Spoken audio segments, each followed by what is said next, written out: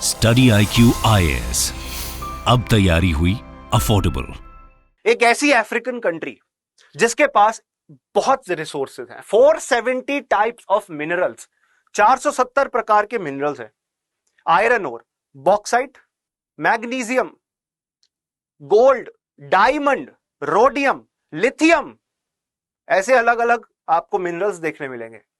बहुत सारे रिसोर्सेज हैं, पर उन रिसोर्सेज को टैप करने का इकोनॉमिक पोटेंशियल नहीं, पैसे नहीं है, टेक्नोलॉजिकल कैपेसिटी, टेक्नोलॉजी नहीं है।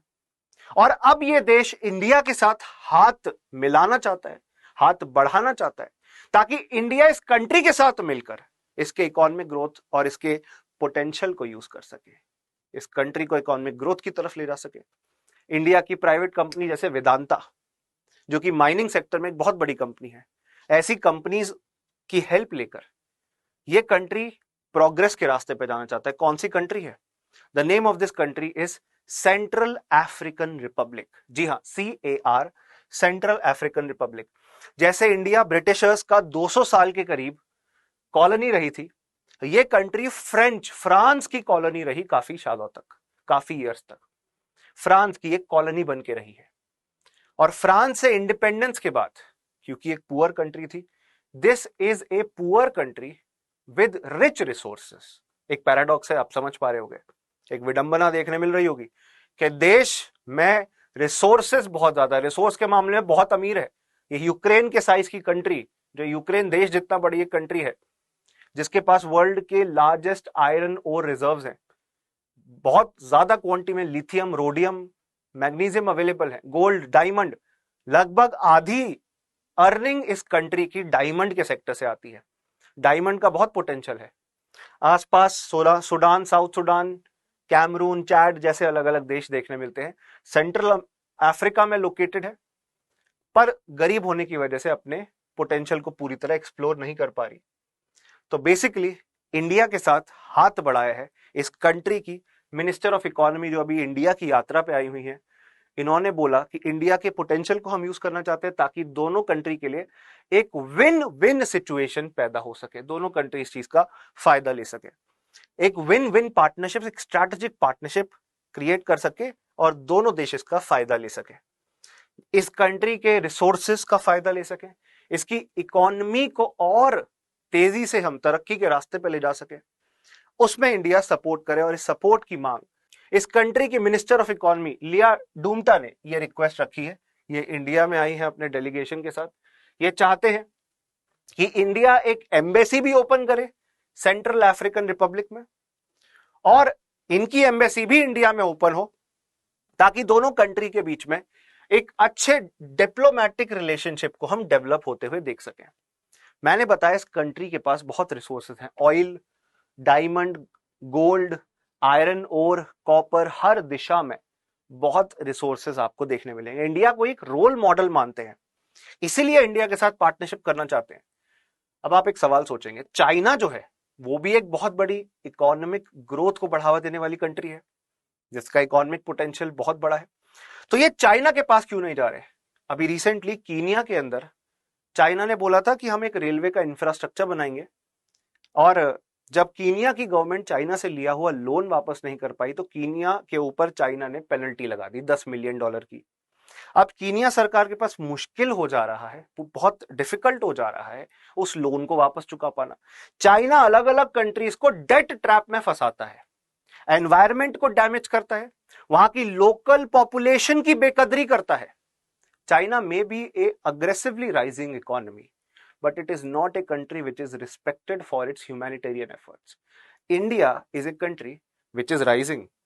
इंडिया एक ऐसा देश है जो तरक्की कर रहा है, और काफी तेजी से तरक्की कर रहा है, पर दुनिया भर में इंडिया के ह्यूमन राइट्स को बढ़ावा देने की तरफ किए गए अलग अलग काम की प्रशंसा होती है। Countries believe that India is a country which supports sustainable development, which supports humanitarian development, and which utilizes resources in an efficient and effective way. हम दूसरे देशों के संसाधन को सही तरीके से इस्तेमाल करते हैं, इसलिए हम एक रोल मॉडल माना जा रहा है। हम चाइना की तरह नियो कॉलोनियलिज्म नहीं फैलाते। अब आप पूछेंगे नियो कॉलोनियलिज्म क्या होता है? इसका मतलब है किसी भी कंट्री में, जैसे अंग्रेजों ने 200 साल हम पे राज किया, हमारे रिसोर्सेज को यूज किया, इंडिया के रिसोर्सेज को उठा उठा के ले गए, अरे कोहिनूर डायमंड ही ले गए, वापस ही नहीं कर रहे। अब सुनाक भैया देखते हैं लाते हैं कि नहीं लाते इंडिया के लिए वापस। आपको क्या लगता है कोहिनूर इंडिया में वापस आएगा, यस और नो? तो मैं जो बात समझाने की कोशिश कर रहा हूं स्टूडेंट्स आप सबको, वो यही है कि India is not like China. That is why these countries want India as a partner in commercial exploitation of resources. India China की तरह उग्र नहीं है, इसलिए बाकी देश चाहते हैं भारत समर्थक बने, इनका एक पार्टनर बने इनके रिसोर्सेज को यूज करने की दिशा में। अब वर्ल्ड बैंक के हिसाब से मैंने बताया लगभग 470 मिनरल्स, चाहे वो ऑयल हो, गोल्ड हो, डायमंड हो, इनका बहुत ज्यादा एक्सप्लोरेशन पोटेंशियल है सेंट्रल अफ्रीकन रिपब्लिक के अंदर। डायमंड नियरली 50%, हाफ इस कंट्री के एक्सपोर्ट अर्निंग्स का एक पार्ट है। यूक्रेन जितना बड़ा देश, वर्ल्ड का largest iron ore reserve, rare wood timber reserve इस कंट्री के पास आपको देखने मिलेगा। यूरेनियम भी है, लिथियम भी है। लिथियम इलेक्ट्रिक व्हीकल्स के सेक्टर के अंदर बहुत जरूरी है, बैटरी बनती है, बैटरी के इस्तेमाल में लिथियम यूज होता है बेसिकली। तो इंडियन गवर्नमेंट को तो लिथियम चाहिए ही हमारी इलेक्ट्रिक व्हीकल मार्केट को, सेगमेंट को आगे बढ़ाने के लिए। तो आयरन ओर के अलावा सेंट्रल अफ्रीकन रिपब्लिक, क्योंकि बहुत ज्यादा डिपॉजिट्स हैं यहां पर लिथियम के, एक बहुत क्रिटिकल कंपोनेंट बन जाता है जो कि बैटरी टेक्नोलॉजी के लिए, इलेक्ट्रिक व्हीकल के लिए, वो भी हम प्राप्त कर सकते हैं। Because we are short on lithium, aren't we, जिसको हमें इंपोर्ट करना पड़ता है यहां पे इन कंट्री के साथ, इस कंट्री के साथ कॉन्ट्रैक्ट करके हम तेजी से हमारे एक्सपैंडिंग इलेक्ट्रिक व्हीकल मार्केट को बढ़ावा दे सकते हैं, जिससे clean and sustainable form of energy use कर सकते हैं वेहिकुलर सेगमेंट, मतलब गाड़ी चलाने, गाड़ी के सेगमेंट में, ऑटोमोबाइल्स के सेगमेंट में ऐसी एनर्जी को जो कि क्लीन है, जो कि एनवायरमेंट को डैमेज नहीं करती, ग्रीन हाउस गैसेस को बढ़ावा नहीं देती। अब इंडियन कंपनी जैसे कि एक बहुत बड़ी माइनिंग कंपनी है, वेदांता नाम है, वेदांता लिमिटेड, वो इस कंट्री के रिसोर्सेज को एक्सप्लोर कर सकती है। सेंट्रल अफ्रीकन कंट्री की तरफ से भी ऐसा एक पर्सपेक्टिव जारी किया गया है ताकि मैपिंग कर सके इनकी मिनरल वेल्थ को, उनको यूज कर सके इनके और हमारे दोनों के म्यूचुअल बेनिफिट के लिए। एग्रीकल्चर सेक्टर में अगर आप देखेंगे तो बहुत ज्यादा यहाँ पर आपको फर्टाइल प्लेन देखने मिलेगा, बहुत फर्टाइल एरिया है आपका। वाटर रिसोर्सेज भी, पानी भी बहुत है, जल भी बहुत है, एग्रीकल्चर में भी बहुत ज्यादा पोटेंशियल है इस कंट्री का।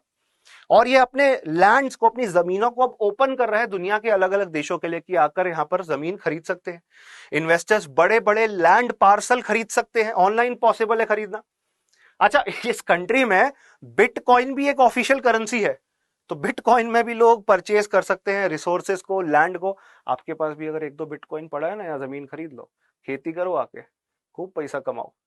तो इसीलिए अभी विजिट जो हो रखी है सेंट्रल अफ्रीकन रिपब्लिक के मिनिस्टर ऑफ इकोनॉमी के द्वारा, इसी मौके पर एक मेमोरेंडम ऑफ अंडरस्टैंडिंग या एक कॉन्ट्रैक्ट साइन किया गया है, जिसको एमओयू कहते हैं। एक कॉन्ट्रैक्ट साइन किया गया, कॉन्ट्रैक्ट साइन किया गया किस कंपनी के साथ? उसका नाम है प्रवेग डायनामिक्स।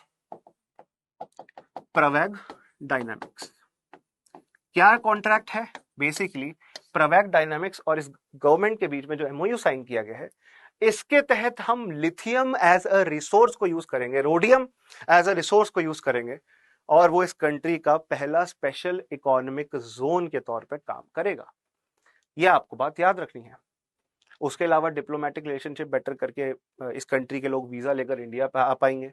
अभी पता है वहां पे एम्बेसी नहीं है, तो ये वीजा लेने कहाँ जाते हैं? ये अपने पड़ोसी देश कैमरून में जाते हैं, कैमरून जाके इंडिया के वीजा लेते हैं और फिर इंडिया आते हैं सेंट्रल अफ्रीकन रिपब्लिक के लोग। एम्बेसी बना देंगे, सीधा वहीं पे एप्लीकेशन देंगे वीजा का, वीजा लगेगा, इंडिया आ जाएंगे। इंडियंस भी यहाँ पर जा पाएंगे बिजनेस पर्पस के लिए या घूमने फिरने के लिए। तो अल्टीमेटली इस कंट्री का टूरिज्म से भी इकोनॉमिक ग्रोथ हो सकती है, इंफ्रास्ट्रक्चर भी बेटर हो सकता है। तो इंडिया और ये अफ्रीकन कंट्री बहुत ज्यादा प्रोग्रेस कर सकते हैं मिलकर।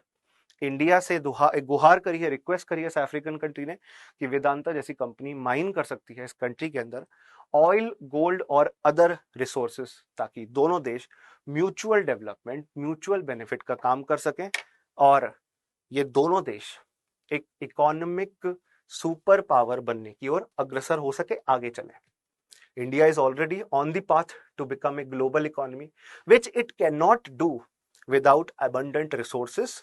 संसाधनों की कमी के बिना तो नहीं कर पाएगा ना भारत। तो हमें खुद के रिसोर्सेज का भी सोचना है, ऐसी कंट्री की ग्रोथ का भी सोचना है, और अगर दोनों चीजें एक साथ हो रही हैं, दोनों के लिए विन विन सिचुएशन है, तो ये चीज तो डेफिनेटली करनी ही है। Thank you for joining this session. आप मेरे टेलीग्राम चैनल पे मेरे साथ जुड़ सकते हैं। मेरा टेलीग्राम चैनल है Vasu Katara study IQ। Telegram app में जाओ, सर्च करो वसु कटारा स्टडी IQ। आपको अचीव यूपीएससी के नाम से ग्रुप देखने मिलेगा, जैसे मैं दिखा भी देता हूं। ये टेलीग्राम ऐप है, इस पे जाके सर्च करो Vasu Katara VASUKATARA study IQ STUDY IQ। बिना किसी स्पेस के सर्च करना, ऐसा ग्रुप आ जाएगा अचीव यूपीएससी के नाम से। कुछ 2400 सब्सक्राइबर्स हैं इसमें जुड़ सकते हो। ऐसे में क्लासेस के लिंक भी शेयर करता हूँ, इंपॉर्टेंट इन्फॉर्मेशन नोट्स भी शेयर करता हूँ आप सबके साथ। इसमें आप कनेक्ट हो सकते हो। Vasu Katara study IQ Telegram group का नाम है, अचीव यूपीएससी। उसके अलावा अगर आप यूपीएससी की एक्चुअली तैयारी कर रहे हो तो आपको प्रॉपर इकोसिस्टम चाहिए जिसके तहत यूपीएससी की प्रिपरेशन की जाती है। मेरा आंसर राइटिंग प्रोग्राम भी इस दिशा में बहुत इंपॉर्टेंट चीज है, आपके लिए बहुत इंपॉर्टेंट इनिशिएटिव है। सो यूपीएससी के कोर्सेज हमारे द्वारा प्रोवाइड किए जाते हैं, जिसमें आप एडमिशन लीजिए, प्रॉपर तैयारी करिए हमारे साथ मिलकर। मैं आपको पर्सनल गाइडेंस दूंगा, मेंटरशिप प्रोवाइड करूंगा। हमारी टीम आपके लिए 1-on-1 मेंटरशिप प्रोवाइड करेगी, गाइडेंस प्रोवाइड करेगी कि वो आप सबको, जितने भी बच्चे सेशन देख रहे हैं जो हमारे साथ जुड़ेंगे, एडमिशन लेंगे, आज से लेकर सिलेक्शन के रास्ते तक ले जाने तक गाइड करेंगे। कोर्स जब तक चल रहा है तब तक आपको गाइडेंस मिलेगी। 14 नवंबर से हमारा बैच शुरू हो रहा है। आप लाइव क्लास में बैच 8 देख सकते हैं। अब बैच 8 14 नवंबर से शुरू हो रहा है। एडमिशन इसके क्लोज हो जाएंगे 20 नवंबर को। शाम 6 बजे क्लास होगी, 2.5 घंटे की, 2.5 आवर्स की। 3 आवर्स भी जाती है कई बार, जब आपके डाउट्स लेते हैं, सारे डाउट्स लिए जाते हैं इसमें। इस सेशन इनके तहत आपको हैंड रिटन नोट्स, जो टीचर पढ़ा रहे हैं ना, उनके नोट्स हमारी टीम तैयार करके देती है, हैंड रिटन। तो तुम्हें नोट्स बनाने की भी दिक्कत नहीं है। तुम वीडियो देखो, रिकॉर्डेड देखो, लाइव देखो, दोनों ऑप्शन है। लाइव देख पाओगे, बाद में उसकी रिकॉर्डिंग भी अपलोड हो जाएगी और उसको भी देख सकते हो। इसके अलावा हमारे एक्सपर्ट फैकल्टीज आपको इसमें पढ़ाएंगे। Amit Kilor sir, Shashank Tyagi sir, Ayush Sangi sir, Ankit Agarwal sir, Rohit Tyagi sir. These expert faculties will be teaching. I also will be teaching. Governance ethics जैसे पोर्शन को मैं पढ़ाऊंगा और कई सारे इंपॉर्टेंट चीजें मैं कवर कराता रहूंगा टाइम टू टाइम। ये 24,499 का दिख रहा है, इतना महंगा आपको नहीं खरीदना है। एडमिशन आपको एट ए डिस्काउंट मिलेगा only when you apply Vasu live coupon code VASULIVE। और जब एडमिशन लो, Vasu live VASULIVE coupon code लगाकर 18,999 का पड़ेगा। इसमें फाउंडेशन, प्रीलिम्स का मेंस की प्रिपरेशन कराई जाएगी लाइव क्लासेस के थ्रू। 1-on-1 मेंटरशिप प्रोवाइड की जाएगी। Answer writing programme, prelims test series, current affairs module, सब कुछ होगा। ये चीजें आपको बाकी जगह भी मिल सकती हैं, बट जो स्पेशल USP है स्टडी IQ की, वो है 1-on-1 मेंटरशिप। वो लोग जिन्होंने खुद एग्जाम दिया है, जो खुद यूपीएससी एग्जाम में अपीयर हुए हैं, वो आपको गाइड करेंगे, मेंटरशिप प्रोवाइड करेंगे, आपको बताएंगे कि कैसे आप वो गलतियां ना दोहराएं जो जिस वजह से उनका सिलेक्शन नहीं हो पाया। और वो अपनी लर्निंग से, अपने एक्सपीरियंस से आपको सिखाएंगे क्या पढ़ना है, क्या नहीं पढ़ना, जिनसे आप फोन कॉल, व्हाट्सएप के माध्यम से कनेक्ट हो सकते हो। You should take advantage of this, do take advantage of this. बहुत जल्दी आपको जुड़ जाना चाहिए। स्टडी IQ IAS, अब तैयारी हुई अफोर्डेबल।